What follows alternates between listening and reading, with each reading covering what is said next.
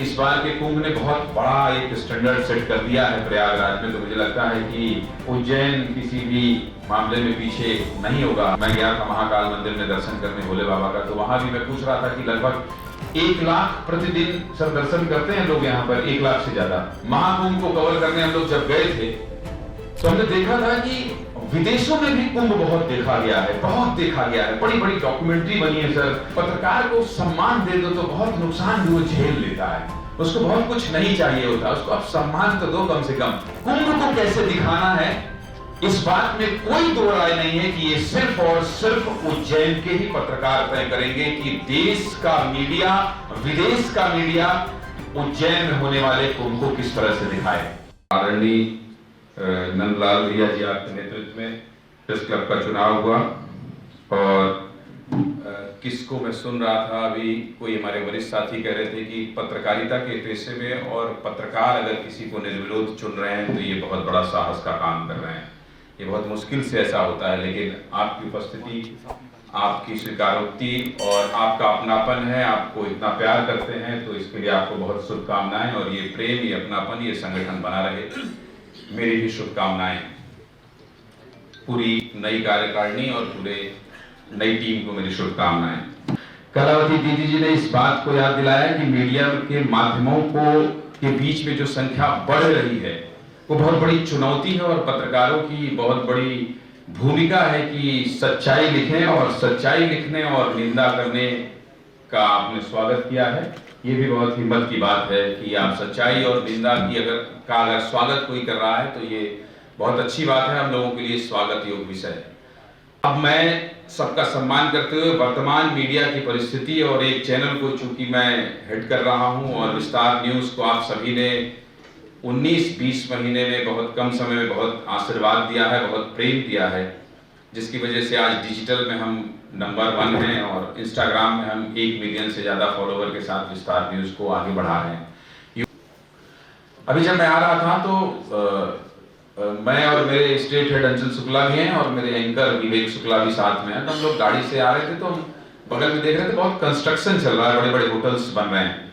तो फिर मैंने कहा सिंहस्थ की तैयारी मुझे लगता है अभी से चल रही है, क्योंकि मुख्यमंत्री डॉक्टर मोहन यादव जी ने सिंहस्थ को लेकर जो मीटिंग्स हुई और जिस तरह से मतलब अभी कुंभ में हम लोगों ने प्रयागराज को देखा, प्रयागराज भी हम लोग कवर करने गए थे, तो वहां की जितनी भी फ्लाइट्स थी हेमंत सर, वो पूरे प्रयागराज को पहले 2 राउंड घुमाती थी। वो सारी फ्लाइट्स जिस भी एयरलाइंस में आप जाएंगे वो दिखा, और फिर उसके बाद जो पायलट होता था वो बताता था कि ये देखिए कुंभ की खूबसूरती।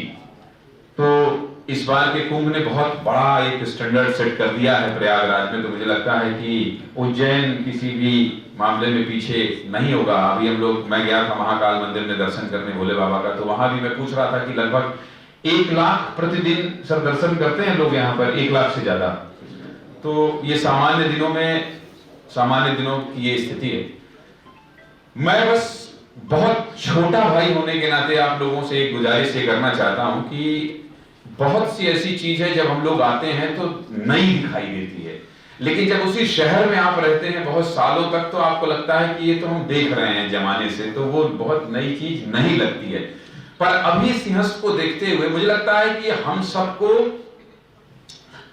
बहुत गौरव करने का विषय है कि बहुत बड़ी एक तस्वीर है जो उज्जैन पेश करेगा, न केवल मध्य प्रदेश में बल्कि इस देश में। और महाकुंभ को कवर करने हम लोग जब गए थे तो हमने देखा था कि विदेशों में भी कुंभ बहुत देखा गया है, बहुत देखा गया है। बड़ी बड़ी डॉक्यूमेंट्री बनी है सर, उसके लाखों करोड़ों अरबों व्यूज आए हैं। और अभी सनातन संस्कृति को, हमारे धर्म को, हमारे एक एक स्टेप को, जो धार्मिक कर्म हम लोग कर रहे हैं उसको बहुत भयंकर देखा जा रहा है। तो बस मेरी गुजारिश ये है कि अभी उज्जैन को हम लोगों को एक संकल्प ले लेना चाहिए, क्योंकि आप देखे होंगे कि पत्रकार को सम्मान दे दो तो बहुत नुकसान भी वो झेल लेता है, उसको बहुत कुछ नहीं चाहिए होता, उसको आप सम्मान तो दो, कम से कम इज्जत तो बख्शो, वो कहीं जाए, कहीं आपसे कुछ बोले। तो मैंने पहली बार ये बदलाव किया कि मैंने विस्तार न्यूज के मध्य प्रदेश, छत्तीसगढ़, दिल्ली, उत्तर प्रदेश जहां भी साथी हैं, मैंने सबको रिपोर्टर का कार्ड बनवाया। और हमारे पेशे में एक तो भयंकर राजनीति है, और राजनीति इसलिए क्योंकि हम लोग राजनीति की रसादिशा तय करते हैं, तो हम लोग तो मास्टर हैं राजनीति के, तो हम लोग के पास राजनीतिक दिमाग बहुत ज्यादा रहता है, तो उसका कई बार क्या करते हैं कि हम लोग अपने में इंप्लीमेंट कर लेते हैं। तो मैंने एक परिवार बनाया, 200 से 300 लोगों के बीच हमारे यहाँ लोग हैं। मैं हाथ जोड़ के आप सबसे विनती करना चाहता हूं कि अभी हमारे यहाँ ऑफिस बॉय की शादी थी, तो हमने उसको, इस सबको इसलिए बता रहा हूं क्योंकि कई बार बताना भी पड़ता है, तो हमने उसको ऑफिस के लोगों से इकट्ठा करके 50,000 रुपए दिया, और वो 50,000 रुपए ऑफिस बॉय के यहाँ कम से कम उसके पूरे गांव को खिलाने का एक माध्यम बना।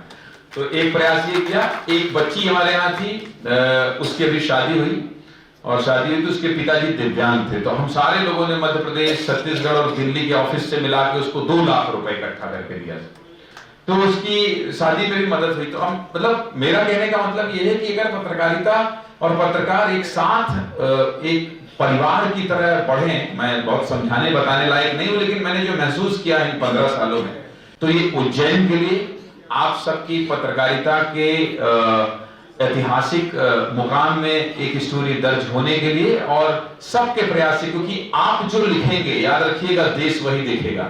यहाँ जितने भी इस सभागार में बैठे हैं, आपकी लेखनी, आपके आर्टिकल्स, आपके वीडियोस यही देश देखेगा, और फिर आप देश की मीडिया को, कुंभ को कैसे दिखाना है, इस बात में कोई दो राय नहीं है कि ये सिर्फ और सिर्फ उज्जैन के ही पत्रकार तय करेंगे कि देश का मीडिया, विदेश का मीडिया उज्जैन में होने वाले कुंभ को किस तरह से दिखाए। और इसके अलावा जो आपने कहा है कलावती दीदी, ये सच में बहुत बड़ी चुनौती है कि मीडिया के मीडियम इतने बढ़ रहे हैं, इतने बढ़ रहे हैं कि बहुत मुश्किल हो रहा है ये बताना कि नहीं भाई हम सही हैं, आप हमको देखो। कोई आधार नहीं बचा है, कोई बहुत ज्यादा नैतिकता नहीं। जितने भी पत्रकारिता, ये जितने वरिष्ठ लोग बचे हैं आपको दिख रहे हैं, इनके नैतिकता की शिक्षा की वजह से ही हम जैसे लोग जो अभी मिडिल एज में हैं, उनमें एक शर्म है, एक हया है, एक डर है, एक आदर है। निश्चित रूप से जब पत्रकारिता की बात आती है, प्रेस की बात आती है, तो जिस प्रेस से तो हमारा आज तो मीडिया जगत इतना समृद्ध हो गया है, इतना बड़ा हो गया है कि जब मीडिया की बात आती है तो छोटे बड़े कई सारे समाचार पत्र मिलकर हम नाम भी नहीं गिना पाते हैं, इतना मीडिया हमारे सामने है। और कई बार हमारे साथी किसी बात के लिए आते हैं या कहते हैं तो हमको सोचना पड़ता है कि भाई अब आजकल तो मीडिया इतना बड़ा हो गया है, और उसमें भी इलेक्ट्रॉनिक मीडिया, प्रिंट मीडिया, और आजकल तो हर हाथ में पल पल का मीडिया हो गया। हर आधे घंटे की, 1 घंटे की खबर हमारे हाथ में होती है कि विभिन्न संचार माध्यमों से, हम मोबाइल के माध्यम से हमारे हाथ में मीडिया रहता है। ऐसे में प्रेस की भूमिका और बड़ी हो जाती है, कठिन हो जाती है कि कल का समाचार पत्र निकलेगा, उससे पहले सारे समाचार हमारे हाथ में होते हैं। लेकिन फिर भी प्रेस की अपनी महत्ता है, और प्रेस के माध्यम से ही हम कई सारे ऐसी खबरों से रूबरू होते हैं, और कई सारी चीज़ों के लिए हम प्रेस पर निर्भर भी रहते हैं कि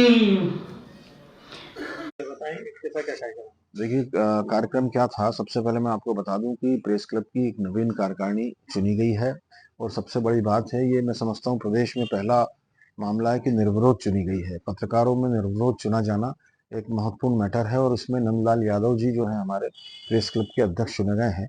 तो ये जो आयोजन रखा गया था आज, इसमें नवीन कार्यकारिणी को प्रमाण पत्र, निर्वाचन प्रमाण पत्र वितरित किए जाने थे, उसको लेकर ये कार्यक्रम रखा गया था। लेकिन ये प्रमाण पत्र वितरण तो अपनी जगह था। हम सब लोग ये चाह रहे थे कि एक आने वाले सिंहस्थ 2028 को लेकर हम एक मंथन करें, वरिष्ठ पत्रकारों की उपस्थिति में एक मंथन करें कि सिंहस्थ में हमारी भूमिका क्या होगी, इसी के साथ हमारी शासन प्रशासन से क्या उम्मीदें हैं।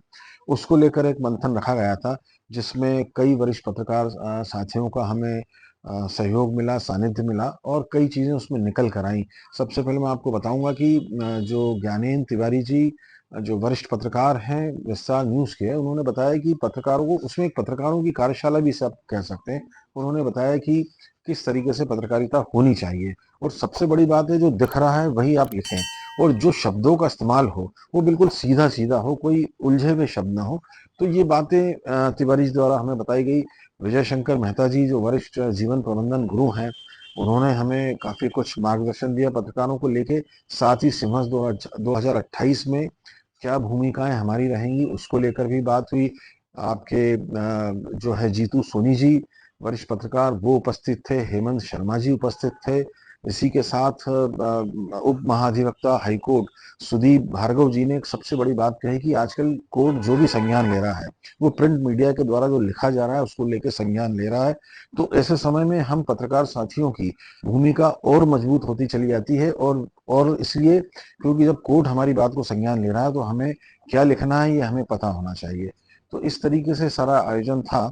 और नवीन कार्यकारिणी का गठन तो हो ही चुका है, तो उनके प्रमाण पत्र वितरण भी हुए और सभी वरिष्ठ पत्रकारों का सानिध्य हमें पूरी तरीके से मिला है।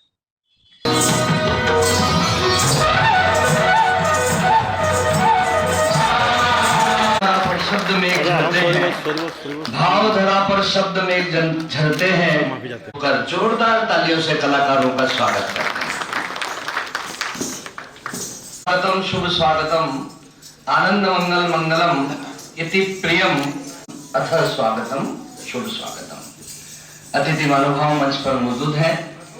मां मीणा पाणी क्रम में सर्वप्रथम श्री विशाल हाड़ा जी कार्यकारी अध्यक्ष प्रेस क्लब और आदरणीय श्रीमती कलावती प्रेस क्लब के अध्यक्ष के रूप में ऐश्वर्यों के स्वामी बने, यही हमारी मंगल कामना है, यही हमारी भावना है।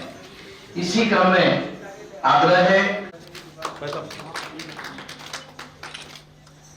श्री कमलेश स्वागत के इस क्रम में जिनकी अपनी वक्तृत्व कला अद्भुत है, हमारे मध्य संपादक आपका वंदन अभिनंदन।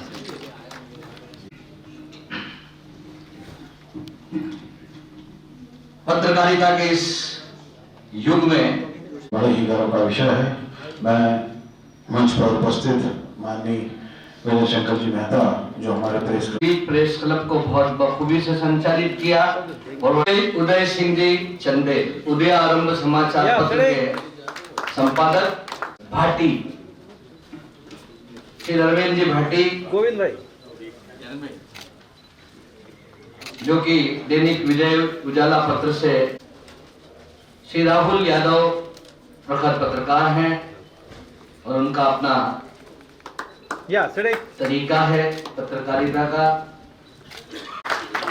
श्री हर्ष जी जायसवाल,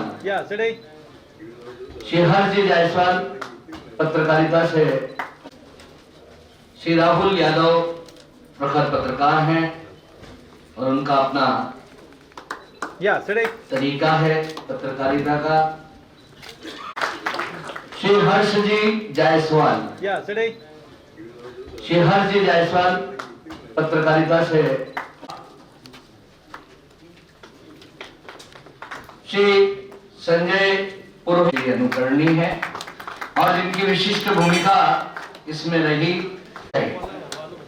जोरदार तालियां एक ऐसे युवा के लिए जिसमें प्रखरता है, ओजस्विता है, आत्मीयता है, भावनात्मकता है। श्री